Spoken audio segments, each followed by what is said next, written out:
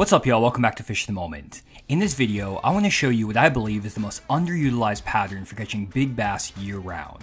I'll show you how you can find these fish with traditional electronics, as well as the baits and techniques to put them in the boat. Let's get into it. Okay, here we go. Now we're getting into something right here, guys. Eat it. I figured out a freaking juice pattern for beaver. Good fish on beaver. I just thought maybe like there's some big spotted bass out here. Oh, here's one. Eat it. Get it. Got him. Oh, there we go. Okay. Maybe it's just these bigger spots are deeper. This could even be a largemouth. I have no idea. Oh no, it's just a spot, but it's a quality one. Nice keeper. So it definitely seems like those better quality spotted bass are out here in these trees, and they'll eat this bait. It's just, they need to be 1.5 pounds. These are still even not big fish, but they're better than the ones that I've been seeing up here. Unfortunately, you go through a bait every single cast, which is not my favorite. Okay, so we're gonna try to graph up another magic tree here. And whenever I'm doing this, my normal setup when I'm specifically graphing for trees is to have my down scan view set to 80 feet of range, and I turn up the gain or the sensitivity quite a bit so I can really see those trees pop. I then set my side scan view to 100 feet, and I also have my mapping pulled up. What I'm gonna try to do is look for trees on side scan the best I can, mainly, and you can see one that just popped here on the side scan. And once I mark a tree on the side scan, I go back over it with my down scan and then my 2D sonar to determine if there are fish in that tree. So as you can see right there, we're coming over a couple of trees right here. We marked them on side scan, and there may be a few fish in that tree there. It's kind of hard to tell. We're gonna switch over to this view. I have my down scan pretty hot right now in terms of sensitivity, but then my 2D sonar is very, very low sensitivity so that I don't basically see the trees at all. And what that will do is if there's a fish in those trees, it'll pop very, very well. Now we can see that's my either boat wake or that's something right there, or that's some bait. I'm not 100% sure. And we're gonna kind of just keep rolling. That was not the, no fish in those, and you can see very clearly that, like, you can see the trees right in through here and there's no fish right there at all. So that's kind of how I determined that. And we're just gonna keep graphing with this setup right here. Ooh, those are some pretty looking trees right there. There's also some bait. Let's mark those really quick. I wanna keep graphing down this for a second. Oh, that's not what I wanted to mark it with. I don't know if there's fish there yet, but we'll mark that here and come back. There's definitely some trees. I'm gonna get rid of that waypoint. Okay, here we go. Now we're getting into something right here, guys. So you can see this tree right here. And if you've noticed, almost all the trees we've been looking at on our down scan and our 2D, we've had nothing showing up on the 2D, but there are things showing up on the down scan. But this tree actually has some arches and some dots in it. You can actually see the dots very clearly. It's not what I wanted to do. Go to this side. You can see the dots very clearly right here. 1, 2, 3 dots. We're gonna mark that tree with fish. But you can also see that on my 2D sonar, there are actually arches right there, which just lets me know that there are actually fish in that tree. We've not seen any arches in the trees yet. It's all the trees have looked like basically nothing. So that's a pretty good sign that we have some fish in those trees. And obviously we see the dots, so that we know there are fish in the trees. So that's kind of how I identify these trees, guys. And it took a while. It took me probably 30 minutes of graphing to find a stretch, but most likely when I go through all these trees, I'm not just gonna find fish in one tree. A lot of times you'll find like a couple of trees in the general area. So now that we found a good zone, you can see there's potentially some fish in those trees as well. You can see some arches on that 2D just faintly, and there's a couple of dots. So yeah, there's definitely more fish in this area. And because we're in an area now that has at least a population of fish, it makes me more comfortable dropping the forward-facing sonar and just fishing, or if I was doing it old school style, I would drop my 2D sonar and I would use the cone and I would video game fish. And we got another tree right here that has a few fish in it. We can see right here again. you have the tree very visible on the down scan view, but then there's that arch right there, and you can see the dot right here. You can see that dot right there, and then that's that same arch right there. So that is a good sign we're around some fish. So we're gonna, actually I need to mark that tree really quick. Mark that one too. And that way we have those all marked. And now we're gonna get on the trolling motor and start catching them, hopefully. And there we go, guys, right in our dot. You can see our waypoint right there. And those fish are literally directly in front of me on that tree. 70 feet out, 80 feet out. Works pretty well. You can see them swimming around down in there. I don't know if they're big ones or not, but there's definitely fish in that tree.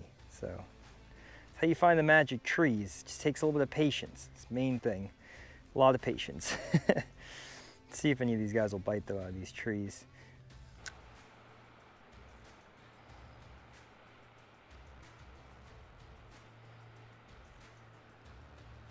Oh, here he comes. Come on, eat it.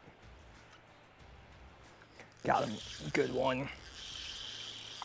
Deep tree out here, graft them up, traditional sonar, and then catching them out here in 40 foot of water. Oh, that's a big largemouth. Oh my gosh, guys. We may have figured out a freaking juice pattern for beaver. That is wild. I've never caught big largemouth out here like this. I got to get a weight on that guy. Oh my gosh, guys. I've done this on Table Rock a lot. I have never done it out here on beaver and caught largemouth. I've caught a lot of spotted bass doing this over the years, but I've never caught a largemouth like this.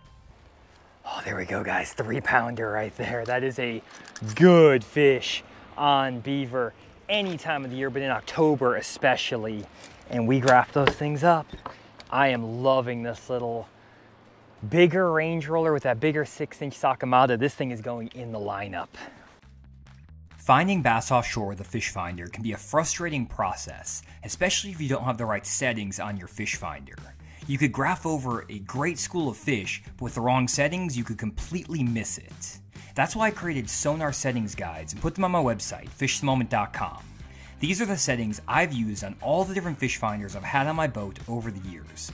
They're specifically tuned to find bass, and I give detailed step-by-step instructions on how to change every single setting you need to get the clearest possible image, so you don't waste time on the water with bad settings. Definitely check out my sonar settings guides at fishthemoment.com.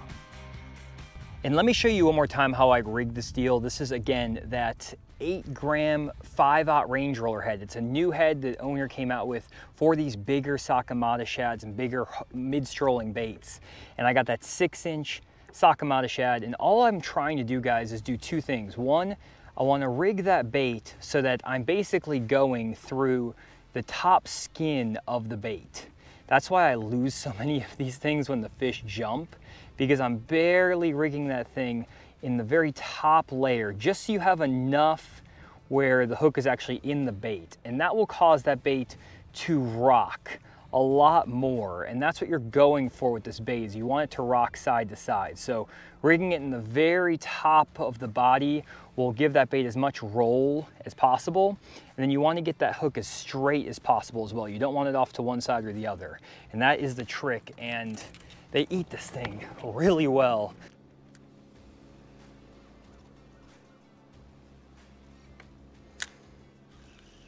Still some freaking good ones right there, guys. It's kind of hard to tell how good they are because my range is at 70 feet, which is like a really wide, a really deep range. So it's hard to tell if these fish are good or not. But I mean, that's that same group where I caught that 3-pounder out of. Get it, get it, get it, get it.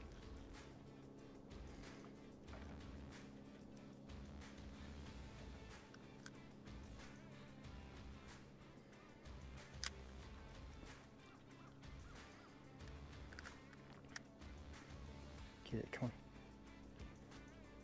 Come on.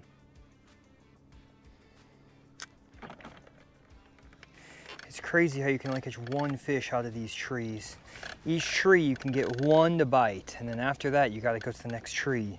Fortunately, we have like 3 or 4 marked, but it's a one tree deal. Now I think I can come back and catch these fish again out of this tree, but they just get spooked after the first time. And I think those fish just tattletale on you when you let them back down. Maybe if I put that fish in the live well, you might be able to catch another fish out of that tree. I'm not 100% sure, but we got more trees, so let's keep checking them. There we go, guys, another tree. Oh, get it, get it, get it. Oh, come on. He was coming so hot. I was dropping it. I thought that he wasn't gonna get it. Dang it, if I had moved it and not just let it sit there, he would have choked that thing. I got to another tree here we marked, guys, and that's a good one too, dang it. He's still on it, but he came from a mile to come get that thing. I cannot believe he didn't eat it. So I found those fish obviously on those first 3 trees I marked, and I've kind of just been expanding my area, and there are other fish in some of these other trees, which is nice. So I don't have to graph every single one of them up. Oh, here we go, come on. Yeah, man, some of them just come up and just eat it right off the bat, and others just don't. It's so weird. Another nice little spotted bass here. I'm gonna try to lip him. He doesn't do that. I throw my bait, but I guess he's gonna do it anyways. Oh man, well, threw my bait, but got the fish. Another nice one. We are absolutely smashing them out here, guys. This is so fun. Deep timber, beautiful spotted bass, some good largemouth. Couldn't ask for anything more. There they are again. Another little magic tree. That's what we call them, magic trees. I used to catch fish doing this with traditional 2D sonar video game fishing off the front of the boat. Call it video game fishing back then, at least. Not really compared to now, but that was super common. I would find these trees on side scan, 2D sonar, things like that. And then I would drop baits like this onto these trees, but I would get directly over the top of them with a drop shot is how we would fish for them. And I have a video on my channel where I was doing this on Table Rock years ago, and it's the exact same process. It's just now you can cast at them a little bit more effectively because you can see the trees down there. I missed the cast on that one. And a lot of times I feel like the old 2D method wasn't all that bad, to be honest. It got the job done quite a bit. And so, I mean, I've been fishing this way literally since like 2012. And something that nobody really did in my area, or very few guys did. And again, I do it with a drop shot, get vertical over these fish with 2D, but we're doing the forward facing now. Same exact concept, super deep trees, and I am throwing on a group right now, hoping they react well to this bait. Let's see, oh, here they come. Oh, oh, oh, get it, come on, come on, come on, eat it. You kidding me? Oh, come on, he had it. Oh, no.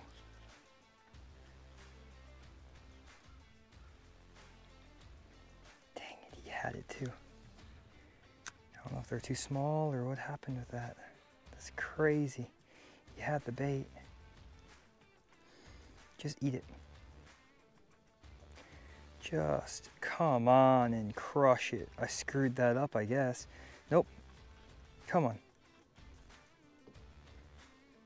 Get it, get it, get it, get it, get it, get it, get it, come on, come on. They're all over it. I don't know the right retrieve to get them to react. Come on. Oh my gosh. I screwed that one up somehow. How did they not eat it? That's wild. They were all over that freaking thing. Basically, now they're directly underneath the boat right now, but that was crazy. I cannot believe they didn't eat that thing. This is probably where I need a drop shot, to be honest, but we're testing this bait today, so we're just gonna stick it out. But I think I catch these fish on a drop shot 100% too. Oh, come on. One of you wants it. Get it, come on. Oh. Oh, he hit it again. Oh, he smacked it. Come on, get it, fish, get it. Oh, there he is. Got him, there we go. underneath the boat. Oh, they're little, that's why. This guy, I somehow hooked this fish. Oh, he threw my bait, dang it. I mean, he's a little guy. He's not bad. Oh, there we go. That's why we're having trouble getting it. That's a little bit smaller fish. He actually finally got the bait in his mouth, but I mean, those are a little 1.25 pound fish. If it was a little bit bigger fish, he probably would have eaten it. So I really do think the Sakamata shad concept is working. I got another one rigged here, but this is definitely working out, guys. I think that in general, the better quality fish are committing to this bait. And if I'm around small ones, they're just not. And it's a good signal for me to say, am I around a quality enough fish? And I think I can probably throw this throughout the winter time as well out here. I think this is gonna be my bait for the remainder of my Demiki rig sessions. I need to find some other baits that aren't just this 6-inch Sakamata, because they tear up super easily. It's basically one bait per fish, which is not good at all. So before I leave though, there are some fish just setting up on this point out here randomly too. What are they doing out here? Let's drop that bait down there. They're out here in 40 foot of water, just randomly out here. I don't know if these are bass or what these are. Oh, they're bass, because he's about to come eat it. Come on. Come on. Got him. What in the world? Really deep out here, off this point, 40 feet of water. He came up and crushed that thing, just on the little channel swing point. Oh, it's a freaking good one too. Really good one. See, this is the size fish I want to be catching on this bait. These are gold out here on Beaver. That is a big spotted bass, my goodness. That's exactly what I was hoping for with this deal. Literally, I was just about to pick up the trolling motor, and with the end of this really long point here, oh, there we go, that fish has a lot of energy. Let's get him back down there. When I catch those fish super deep, I like to get them back as soon as possible rather than holding them and taking pictures and stuff, because if you get them back quick enough, they'll get back down that deep water and you don't have to fizz the fish. I hate fizzing them in deep water. If you are fishing tournaments though, make sure you have a fizz needle. I have one in my glove box, I have one in here. I carry 2 or 3 in the boat so you can actually let the oxygen or the air out of their bladders, so that way the fish don't float up in your live wells or float when you release them and they die. So that's really important. But yeah, I was literally just off this little point here, and there were just a couple of dots out there kind of suspended around, and it seems like these fish in that 40 foot of water range are pretty good quality fish. All these fish out here in that 40 foot zone. So it may be something where these fish are setting up again on these points in 40 foot of water, but also in those trees. It may not make that big of a difference, but we can see them out on the graph. We're graphing around and seeing all these fish. So we're kind of getting a good sense for what's going on. And this is a lot of fun. Well guys, that was an awesome bite. Love catching fish in standing timber, especially super deep, because I feel like a lot of guys aren't targeting those fish.